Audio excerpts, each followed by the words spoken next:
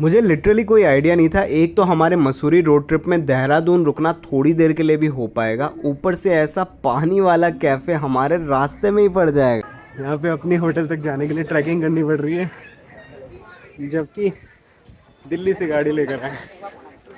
चलो, सुबह के बज रहे हैं 6 और अभी हम निकल रहे हैं दिल्ली से मसूरी के लिए। करीब 300 किलोमीटर का ये दिल्ली से मसूरी का रोड ट्रिप होने वाला है।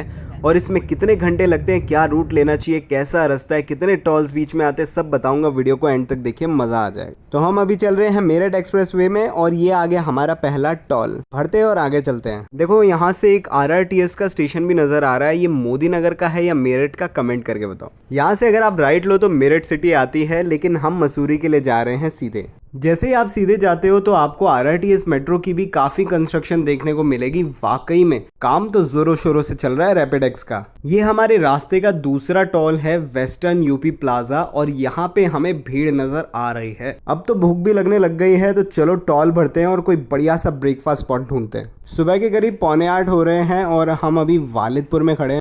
हम घर से 6 बजे निकले थे एंड अभी 1 घंटा 45 मिनट पे हम यहाँ पे रुद्र शिवा ढाबा मामा यादव पे आए हैं। चलिए कुछ नाश्ता पानी कर लेते हैं। वाइब्स तो बढ़िया आ रही है भाई। साफ सुथरा वॉशरूम, खाने के लिए स्पेशियस जगह, और क्या ही चाहिए। चलो सबसे पहले तो मेन्यू के दर्शन कर लेते हैं। ब्रेकफास्ट में ये कुछ परांठे हैं इनके पास में। चलो पनीर परांठा ट्राई करते हैं। इनके पास विदेशी ब्रेकफास्ट भी है, लेकिन हम तो देसी ही खाएंगे। पराठा हमारा तंदूर से निकल के आ गया करारा करारा, और उस पे हमने डाल दिया है वाइट मक्खन। ओहो हो, साथ में दिया हुआ है खट्टा खट्टा नींबू का अचार, जिसको हम लपेटेंगे परांठे के साथ। बैकपैकर खाए और छोटा बैकपैकर ना खाए, ऐसा तो हो ही नहीं सकता। बाय द वे, ये जनाब खा रहे हैं मैश्ड बनानास। ये रहा चाय पराठे का बिल। और एक बात तो मैं बताना ही भूल गया, यहाँ पे कॉम्प्लीमेंट्री एंटरटेनमेंट भी मिलता है। नाश्ता वगैरह करके बाहर निकले, जैन शिकंजी का आउटलेट दिख गया और जैन शिकंजी ट्राई किए बिना कैसे रह सकते हैं भला। मज़े मज़े में हमने ध्यान ही नहीं दिया कि हमने 1 घंटा लगा दिया यहाँ पे। चलो चलते हैं वापसी रोड ट्रिप की तरफ, नहीं तो मसूरी पता नहीं कब तक पहुँचेंगे। एक बात तो माननी पड़ेगी, रास्ता बहुत हरा भरा है। हमने खतौली क्रॉस कर दिया है और अब हम मुजफ्फरनगर की तरफ जा रहे हैं। ये रास्ता सहारनपुर, अंबाला और देहरादून भी जाता है। बाकी पता है, मैं सोच ही रहा था इतनी देर से टोल प्लाजा कैसे नहीं आया, और ये देखो नाम लिया और टोल हाजिर। चलो बढ़िया है, एटलीस्ट रश बिल्कुल भी नहीं है इधर। ये रूट आप इसलिए देख पा रहे हो क्योंकि हम दिल्ली से मसूरी देवबंद क्रॉस करते हुए जा रहे हैं। बाकी ये देवबंद एक्सप्रेसवे स्टार्ट हो चुका है और काफ़ी स्मूथ है। एक तो ये टोल बड़ी जल्दी आ जाता है। पहले मेरे को लगा था एक और टोल आ गया, लेकिन ये तो तीसरे टोल का एग्जिट निकला। मतलब जो रोहाना खुर्द वाला टिकट था वो यहाँ पे भी मान्य रहेगा, एडिशनल कोई टोल नहीं देना पड़ेगा। अब मुझे धीरे धीरे समझ आ रहा है ये ड्राइवर भैया ने जस्ट क्या किया, क्योंकि अब हम वापस से सहारनपुर वाले हाईवे पर आ चुके हैं। यहाँ से रुड़की 36 किलोमीटर और देहरादून 52 किलोमीटर रह गया है, और अभी शायद एक और टोल बाकी रह गया है। पूरे रूट में हमें इस पैच पे जाके अंडर कंस्ट्रक्शन मिली है, और वो है दिल्ली देहरादून एक्सप्रेसवे की, जो शुरू हो गया तो मजे ही मजे। मतलब दिल्ली से देहरादून 2.5 घंटे में। मैंने बोला था ना एक और टोल आएगा, और ये लो आ गया अपना चौथा टोल। आ गया तो भरते हैं, चाचा विधायक थोड़ा ना हमारे। लो जी, सहारनपुर के हाईवे पे चलते चलते सहारनपुर भी आ गया और करीब 75 किलोमीटर बचे हैं मसूरी को। बाकी जल्दी से नाम देखो रेस्टोरेंट का, पता नहीं क्या ही सोच के नाम रखा है रखने वाले ने। 51 किलोमीटर बचे हैं मसूरी को और चढ़ाई शुरू हो चुकी है। जिसका डर था वही हुआ, मिल गया लंबा वाला जाम, हो गया घंटा बर्बाद। यहाँ से मसूरी सिर्फ 47 किलोमीटर रहा है और देहरादून 15 किलोमीटर, और अब हमको रुक रुक के चलना पड़ रहा है। यहाँ टनल के पास अभी भी कंस्ट्रक्शन का काम चल रहा है, और अब हम एंटर करने वाले हैं अपनी जर्नी की पहली टनल में।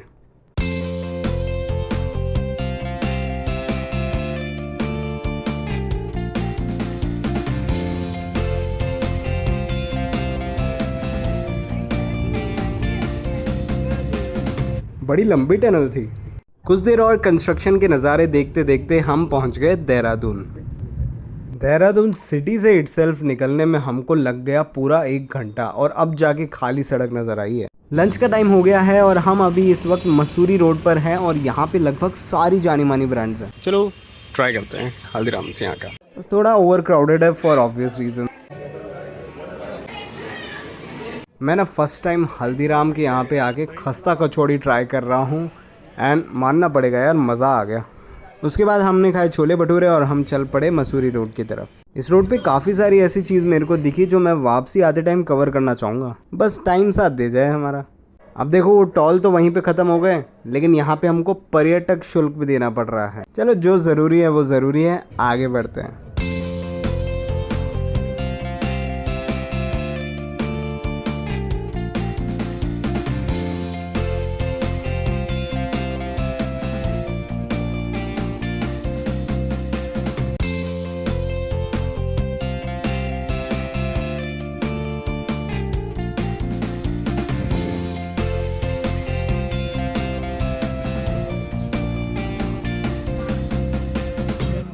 येलो प्लेट हमको मॉल रोड के अंदर ही नहीं ले जाने दे रहे, तो हमको आउटर में खड़ी रह करके ही अपने होटल की तरफ जाना पड़ रहा है।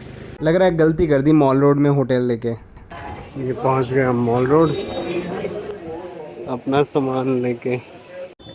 यहाँ पे शिरडी साईं बाबा मंदिर पे ये हमारे होटल की गाड़ी हमें लेने आ गई हैं, तो हम चलते हैं। वैगनर लेकर आए 6 बंदों के लिए। यहाँ पे अपनी होटल तक जाने के लिए ट्रैकिंग करनी पड़ रही है, जबकि दिल्ली से गाड़ी लेकर आए। चलो, होटल तो हमारा पास में ही है, लेकिन पहाड़ों में कुछ मीटर्स भी किलोमीटर्स के बराबर लगते हैं। क्या फ़ायदा बराबर टाइम में ही पहुँचे। और फाइनली हम पहुँच गए हमारे मसूरी के होटल सनी कॉट में। अभी हम होटल से उतरते उतरते नीचे तक आए हैं एंड यहाँ पे कुछ ऐसा नज़ारा है। सोचो मॉल रोड हमारे होटल से मात्र 150 मीटर दूर है। बाकी इधर तो जिधर देखो इम्पोर्टेड सामान ही नज़र आ रहा है, लगता है गलत ही होके आ गया। हम वहाँ से बस 4 कदम दूर चले हैं और इतना बढ़िया वाला व्यू पॉइंट आ गया। बाकी यहाँ पे कोई भी व्यू पॉइंट चले जाओ, बंदर मिलना तो कॉम्प्लीमेंट्री है, तो संभल के रहने में ही भलाई है। मॉल रोड पे आपको ऐसी ढेर सारी शॉप्स मिल जाएंगी जहाँ से आप फ्रिज मैग्नेट्स या फिर तरह तरह के फ्रेश फ्रूट्स ले सकते हो। थोड़ा सा ही आगे चलने पर भुट्टा सेकते हुए एक भैया नज़र आ गए, जहाँ मन चल गया तो हमने भी एक एक भुट्टा अपने लिए सिकवा ही लिया।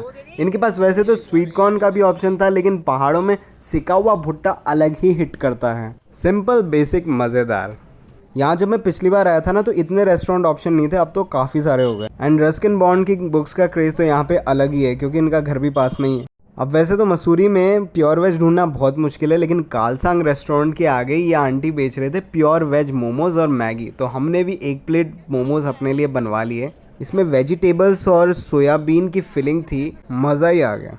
उसके बाद हम चल पड़े सनसेट पॉइंट पे एंड वहाँ पे सनसेट का नज़ारा लेते लेते हमने खाया फ्रूट चाट। एंड पहाड़ों में फ्रूट्स का स्वाद तो जैसे दुगना हो जाता है। सबसे बेस्ट बात कि UPI भी एक्सेप्ट करते हैं। थोड़ा सा आगे चलने पे तो पनीर टिक्का, सोया चाप, स्टीम मोमोज सब मिल रहे थे, लेकिन हम इन सब को ना करके पहुंच गए यहाँ पे, जहाँ पे ना सिर्फ सॉफ्टी की वैरायटी थी, लेकिन यहाँ पे डेजर्ट्स और यहाँ पे स्लश की भी काफ़ी सारी वैरायटीज़ थी। अब हम तो आए थे तप्ती दिल्ली से, तो हमने अपने लिए सबसे पहले एक स्ट्रॉबेरी स्लश मंगवाया और मज़ा आ गया। ग्रीन एप्पल, बटर स्कॉच और चॉकलेट, 3 फ्लेवर्स है इस सॉफ्टी के अंदर। Oh my God. आप एकता टेस्ट करके बताएगी कैसा है? बढ़िया है, मुझे भी दे। लोग जनरली डिनर के बाद में आइसक्रीम खाते हैं, लेकिन हम आइसक्रीम खा के डिनर करने आए हैं यहाँ पे। And again shout out to this pure vegetarian restaurant, जो आपको कुलड़ी बाज़ार के मॉल रोड पे मिल सकता है। एंड ये इनके रेस्टोरेंट के प्राइजेस हैं। और हमने मंगा लिया है हमारे लिए तंदूरी बटर रोटी, साथ में मिला है कॉम्प्लीमेंट्री अचार। दाल मखनी की जगह हमने दाल तड़का मंगाई है और साथ में मंगवाया कढ़ाई पनीर। हाँ, इनकी रोटियां थोड़ी जली जली सी थी, लेकिन हाँ ठीक है, बढ़िया करा रही थी। और कढ़ाई पनीर के भी इनके मसाले काफ़ी बैलेंस थे एंड जो दाल थी वो भी काफ़ी घर जैसी थी, तो मज़ा ही आ गया। बाकी आपको पता है जैनी लोग प्याज भी खाते हैं। इतना बढ़िया खाना खाने के बाद ना कुछ मीठे की क्रेविंग्स होने लग गई, और इत्तेफाक तो देखो, साथ वाली दुकान में ये अंकल जलेबी बना रहे थे, और ठंडे ठंडे वेदर में गर्मा गर्म करारी जलेबियाँ मिल जाए तो और क्या ही चाहिए। आधी प्लेट तो मैं यूं ही चट कर गया था, ये आधी जलेबी आपको खा के दिखाया था, मजेदार मामला था। बाकी कभी आपने दही जलेबी खाई है? मौका मिला तो कल ट्राई करूंगा। अभी के लिए तो हम होटल अपने वापस आ गए। सुबह के हो रहे हैं 6:30 और आज हमारा मसूरी में दूसरा दिन। लेकिन अभी मैं कहाँ जा रहा हूँ? एक्चुअली हुआ यूं कि एकता का मन कर गया ट्रिप में भी कपड़े धोने का, और वैसा सामान कोई होटल देता नहीं है, तो एक होनहार बंदा होने के नाते चल पड़ा अर्ली मॉर्निंग। और ये देखो फुल फोर्स लगा के गाड़ियाँ चढ़ रही, एकदम स्टीप है। देखो कुछ भी गो, पतली पतली गलियारों से निकल के मज़ा तो आ रहा है चलने में सुबह सुबह। और देखते हैं राइट में, क्या पता यहाँ पे कुछ मिल जाए। यहाँ तो कुछ नहीं है। इधर एक दुकान खुली मिल गई है, चलो चलते हैं, यहाँ मिल जाएगा हमारा सामान। वो नहीं है क्या? चलो ठीक है, ये दे दो। ये लेने के लिए निकले थे, दोनों चीज़ें मिल गई हैं। चलो चलते हैं होटल की तरफ। बाकी सुबह सुबह मॉल रोड पे देखो हमें क्या दिखा, सेंट्रल मेथोडिस्ट चर्च। ये अभी तो खैर बंद है, लेकिन बाहर से इसकी खूबसूरती को देखा जा सकता है। पहाड़ों में जितना उतरना आसान है ना, चढ़ना उतना ही मुश्किल। मैं तो भैया फटाफट से नहा धो के पहुँच चुका हूँ होटल की छत पे, और क्या नज़ारा है, आ हा हा। इस नज़ारे में बैठ के कप नूडल्स खाने का तो मज़ा अलग ही आएगा।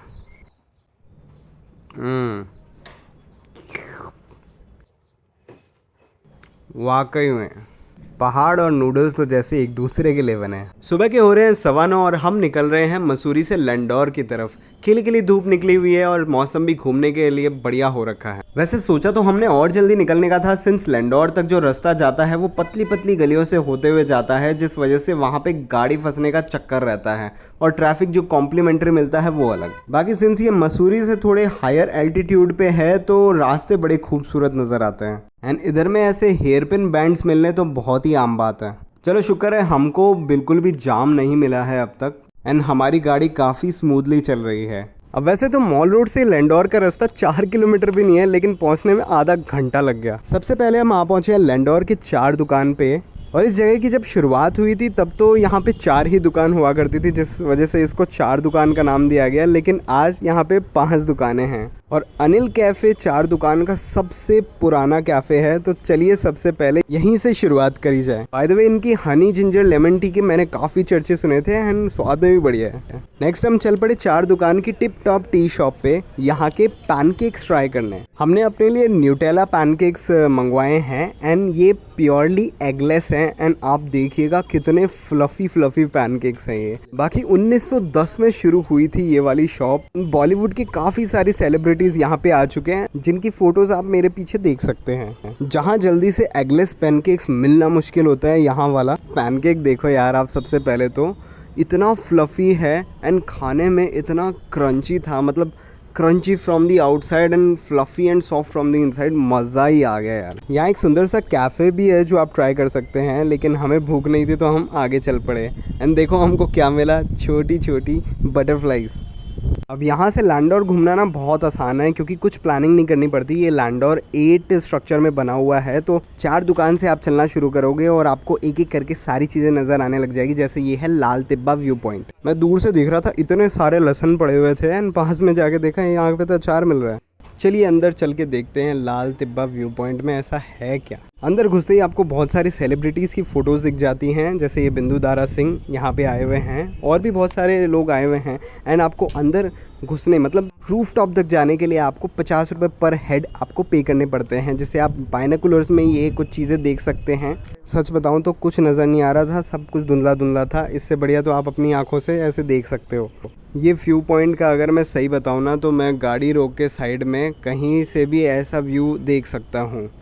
ऊपर से लाइक इतना कुछ अलग सीन नहीं था, सो मेरे लिए तो ये वाली जगह पैसे वेस्ट थी।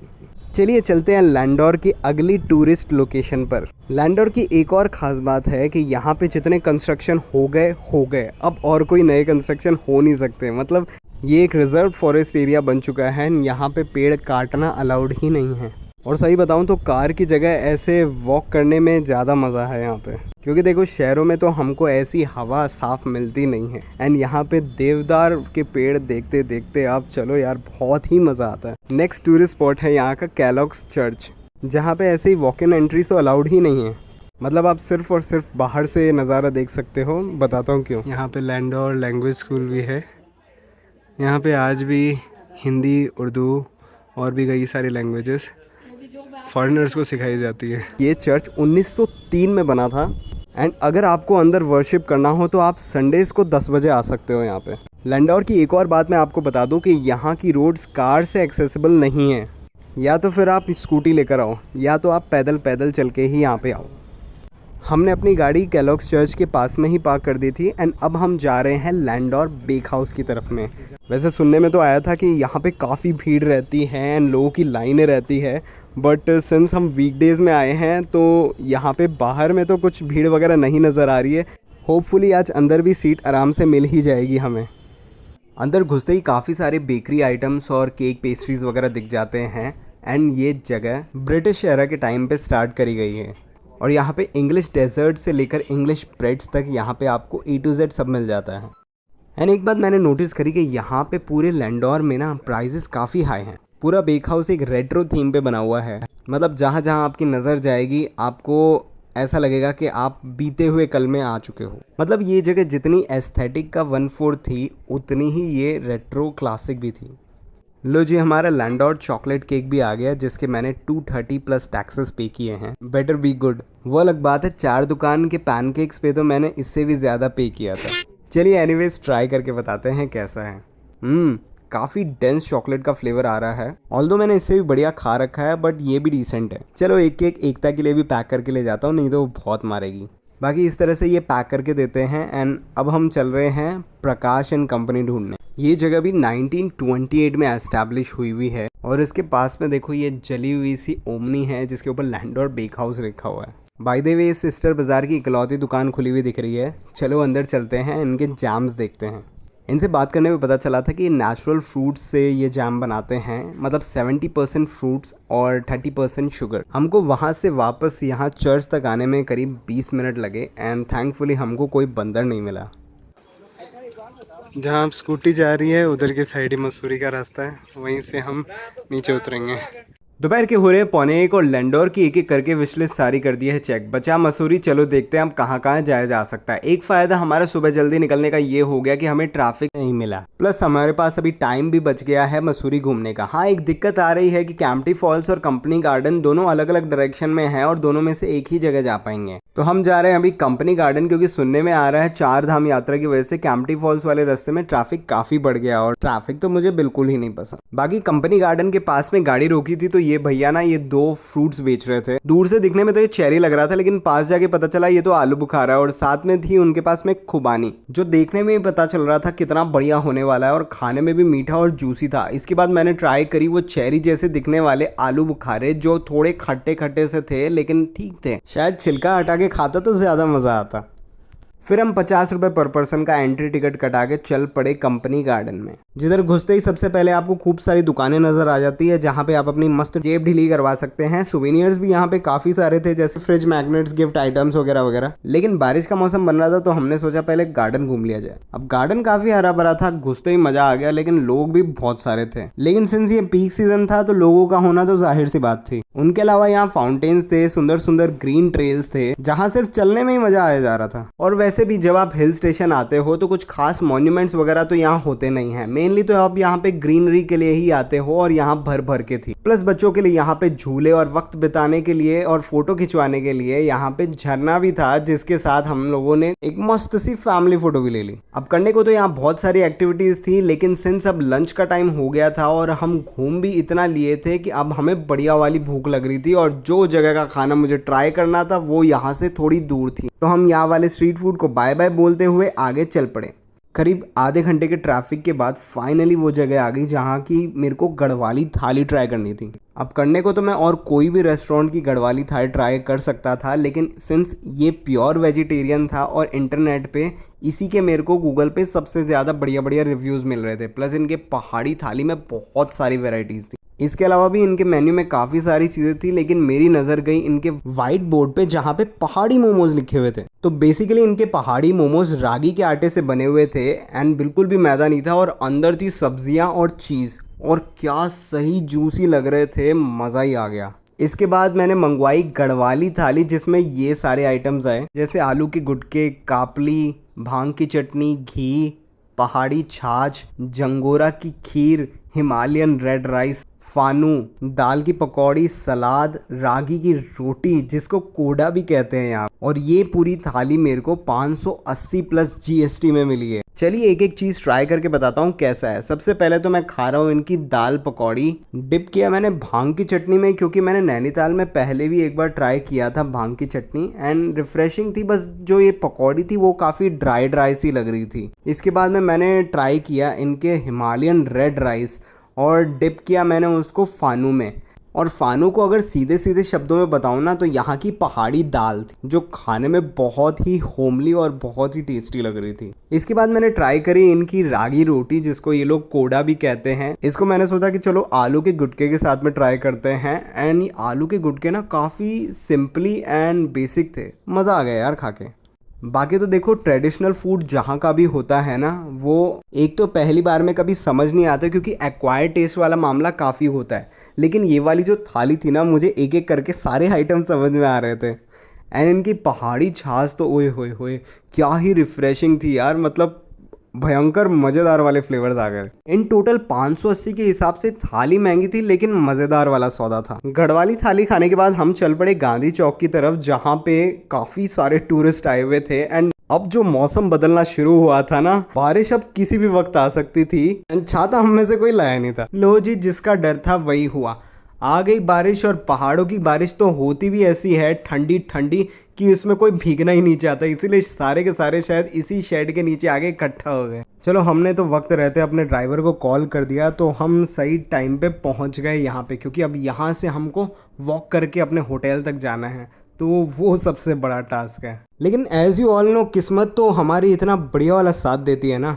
2 कदम चले और ओलों की बारिश शुरू, और हमको जो दुकान दिखी उसी के अंदर हम जाके घुस गए और वहां से हम ये ओलों का नज़ारा कैद कर पाए। थोड़ी देर बाद जब ओले अंदर आने लग गए दुकान के, तो भैया ने शटर ही डाल दिया। थोड़ी देर बाद जब बारिश हल्के हुई तो सोचा कि चलो अब चल के जाया जा सकता है। उसके बाद हम होटल गए, छाता और रेनकोट उठाया और चल पड़े अपने दूसरे कैफ़े हंट पे। इस जगह का नाम कालसांग है। एंड यहाँ पे हमने इतनी वियर्ड चीज़ ऑर्डर करी जिसका नाम था मोकथुक। अब नाम तो बड़ा अजीब था, लेकिन असल में क्या होता है कि ये सूपी मोमोज होते हैं। एंड इन्होंने हमको 1/2 करके सर्व किया था, और सूप में ऐसे छोटे छोटे डम्पलिंग्स कह दो, मोमोज कह दो, ऐसे डाल रखे थे। एंड काफ़ी सही लग रहे थे यार। उसके बाद हम जब नेक्स्ट कैफ़े में गए, वहाँ पे हमको ट्राई करना था व्हीट मोमोज और खाओसुए। एंड मज़े की बात यहाँ पे हमें दोनों ही नहीं मिले, दोनों इनके पास आउट ऑफ स्टॉक थे। फिर क्या, चिप्स कोल्ड ड्रिंक का सामान भरा और हम चल पड़े होटल की तरफ। तो यार सीन कुछ ऐसा है, सामान अनलोड हो रहा है, चेकआउट हो चुका है रूम से, और हम चल रहे हैं देहरादून की तरफ। सुबह का टाइम है, थोड़ी थोड़ी ठंड भी है, तो गर्मा गर्म ना कढ़ाई वाला दूध ले लेते हैं, एक एक कुल्हड़। एंड ऊपर से ना इन्होंने मोटी मोटी मलाई की लेयर डाल रखी, आप देख ही सकते हो। एंड पीने में भी बहुत सही था। एंड अब बारी आती है उसकी जिसके लिए मैंने गाड़ी रुकवा रखी है, दही और जलेबी। स्वाद की बात करूँ तो बुरी नहीं थी, लेकिन बढ़िया भी नहीं थी। मुझे तो कोई सेंस नहीं लगा, आपको कैसा लगा कमेंट्स में ज़रूर बताना। बाकी उसके बाद हम चल पड़े उसी जगह पे जहाँ पे हमने एक रात पहले डिनर किया था, यहाँ का ब्रेकफास्ट ट्राई करने, जिसमें इनका हमने बटर टोस्ट और साथ में आलू का पराठा लिया। इनका पराठा सॉफ्ट था, अंदर आलू की बढ़िया स्टफिंग थी, और दही और अचार के साथ ना बहुत ही सही लग रहा था, एकदम होम लाइक। एंड ब्रेड बहुत अच्छी थी यार, मज़ा ही आ गया। हमने अपना होटल ये कुलड़ी बाज़ार के पास में लिया था, जो कि मॉल रोड में ही आता है। ये कुलड़ी बाज़ार का व्यू पॉइंट है, यहाँ से भी बहुत खूबसूरत नज़ारा दिखता है। चलिए हम भी निकलते हैं मसूरी देहरादून रोड पकड़ के देहरादून की तरफ। मसूरी से देहरादून जाते वक्त ना ये कलकनंदा कैफ़े हमको नज़र आ गया था। अंदर भी बैठने के लिए ढेर सारी सीट्स थी, और इनका मेन्यू हालांकि छोटा था, लेकिन हमें वो दोनों तीनों चीज़ें नज़र आ गई जो मुझे इस ट्रिप के दौरान ट्राई करनी थी, जैसे ये तिब्बत की मक्खन वाली चाय। चलो हमारी मैगी भी आ गई, तो फटाफट से ट्राई करके बता देते हैं। थोड़ी सी गर्म है, पर हाँ खाने में मज़ेदार है, एक नंबर। चलो अब एकता को लाफिंग ट्राई कराते हैं। पहले तो काफ़ी अच्छा लगा कि अर्पित ने मेरे लिए गाड़ी रुकवाई और लाफिंग खाने के लिए मुझे नींद से जगाया, लेकिन इसको खाने के बाद मैंने सोचा काश कार में ही सोई रहती। आई डोंट नो क्या गलत किया था, लेकिन इससे बढ़िया तो दिल्ली में मिल जाता है। मैं सही बता रहा हूँ, लाफिंग के बाद तो मुझे अब ये थुक्पा ट्राई करने में डर सा लग रहा है कि पता नहीं ये कैसा होगा। एंड सही बताऊँ, बहुत ही ब्लैंड फ्लेवर्स आ रहे थे। आई डोंट नो ये ऑथेंटिक है इस वजह से ब्लैंड था, या फिर दिल्ली में हमारे हिसाब का मिल जाता है इसलिए मज़ा नहीं आया। Last but not the least, Tibetan butter tea. एक बात आपको पहले ही बता दूं, ये मीठी नहीं होती है, नमकीन चाय होती है। एंड ये वाली बढ़िया थी। इसे देखो, बंदर के साथ ही कैच कैच खेलना शुरू हो गया। यहाँ पे हम श्री प्रकाशेश्वर महादेव मंदिर आए हैं, एंड यहाँ पे सुंदर सा मार्बल का शिवलिंग है। इस मंदिर में घंटियां बड़ी सारी थी और पेठा मिला था प्रसाद के रूप में, मज़ा ही आ गया। सुबह के बज रहे हैं 11:15 और हम जा रहे हैं अभी सहस्त्रधारा की तरफ, लेकिन रास्ता आगे हमें थोड़ा लंबा तय करना है, तो चलो पहले गाड़ी में CNG भरवा लेते हैं ताकि आगे की राइड हमारी स्मूथ रहे। चलो गाड़ी की फ्यूलिंग तो सॉर्ट हो चुकी है, अब अपनी भी थोड़ी फ्यूलिंग कर लेते हैं। बाकी इंसानों की फ्यूलिंग तो कतई महंगी हो रखी है, 70 रुपये एक नारियल का, बताओ यार। बाकी सहस्त्रधारा जाते वक्त हमको बीच में बड़ा ही इंटरेस्टिंग सा कैफ़े नज़र आया था, तो हमने सोचा चलो पहले वहाँ जाया जाए। बाहर से तो ये कैफ़े बड़ा नॉर्मल सा दिख रहा था और अंदर जाके देखा तो पानी ही पानी। सबसे पहले तो इन्होंने मंदिर की तरह हमारे चप्पल जूते उतरवाए और हमसे 50 रुपये पर हेड एंट्री के लिए, वो अलग। और ये मेरी जलपरी पानी में गई छपैक छपैक, और ये इसका जलपरा भी पानी में आ गया छप छप छप छप छपैक। मज़े की बात तो बाहर जितनी गर्मी है ना, अंदर उतना ही ठंडा पानी है। चलो मेन्यू खोल के देखते हैं क्या मंगाया जा सकता है। वैसे ज़्यादा भूख तो है नहीं एंड वेराइटीज़ इनके पास बहुत सारी है, चलो मैगी मंगा लेते हैं। बाकी इस कैफ़े के अंदर टेबल चेयर के अलावा कुछ मछलियाँ भी थी, और जब एकता ने पूछा कि यहाँ इतनी कम मछलियाँ क्यों हैं, तो यहाँ वाले भैया बोले बाकी अभी ऑर्डर कर रखी है। आई वाज लाइक सही है यार, ये अमेज़न वाले अब मछलियाँ भी सप्लाई देने लग गए। बाकी करीब 15-20 मिनट के इंतज़ार के बाद हमारी मैगी तो आ गई, लेकिन इतनी गर्म थी तो सोचा थोड़ी देर हम पानी से खेल ही लेते हैं। मुझे लिटरली कोई आइडिया नहीं था, एक तो हमारे मसूरी रोड ट्रिप में देहरादून रुकना थोड़ी देर के लिए भी हो पाएगा, ऊपर से ऐसा पानी वाला कैफ़े हमारे रास्ते में ही पड़ जाएगा। और ये देखो, जो मैगी 12 रुपये की मिलती है बाहर, उसके हमें देने पड़ गए 180 रुपये। मज़े मज़े में काफ़ी भारी पड़ गई एक एवरेज मैगी। एक ये और ड्रामा है, अब गीले पैर को कैसे डालूं मैं अपने जूतों में। एनीवेज, बिल आपको भरने के लिए यहाँ पे बाहर काउंटर पे आना पड़ता है, भरते हैं और चलते हैं।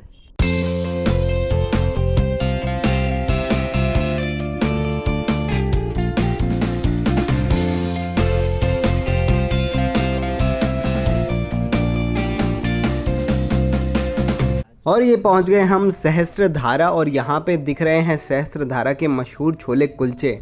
लेकिन अभी हमने मैगी से पेट भराई है, तो चलते हैं सीधा सहस्त्रधारा की तरफ। और ये फाइनली हम पहुँच गए हैं टॉप तक, जहाँ पे खूब सारे लोग इस सल्फर स्प्रिंग का मज़ा उठा रहे हैं। बाकी यहाँ का कोई चार्ज नहीं है, एंट्री फ्री है, इसलिए फैमिली पिकनिक के लिए ये प्लेस बेस्ट है।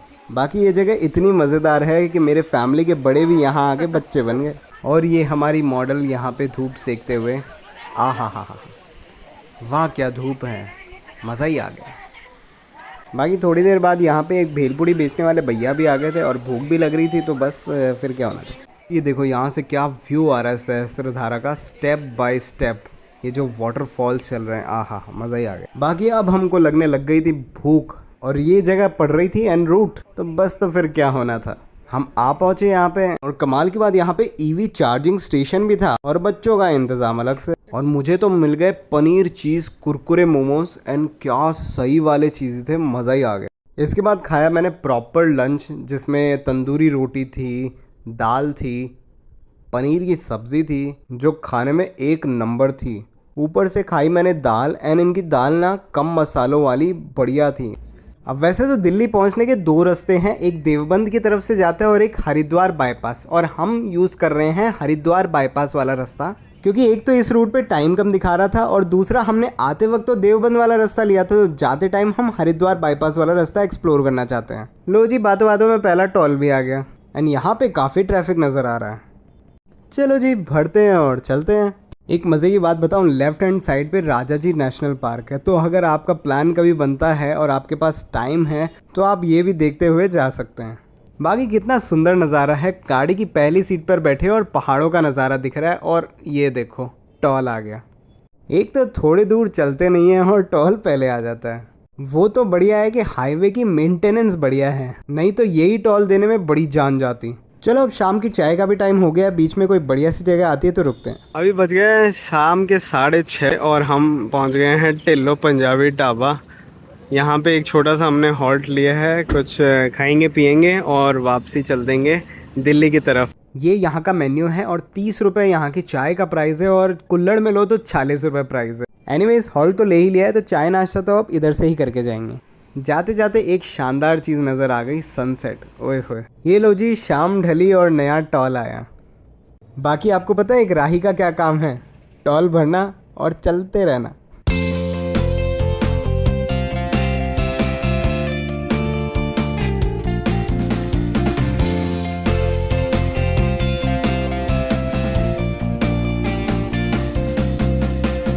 इनकेस अगर आप सोच रहे हो कि ये अचानक से ऐसा कच्चा रास्ता कैसे आ गया, तो ये मैं बताता हूँ। ये है ड्राइवर भैया की स्मार्टनेस, या यूँ कहूँ ओवर स्मार्टनेस, के एक टोल बचाने के लिए उन्होंने कच्चा वाला रास्ता पकड़ लिया है एंड इस वाले रास्ते से जा रहे हैं।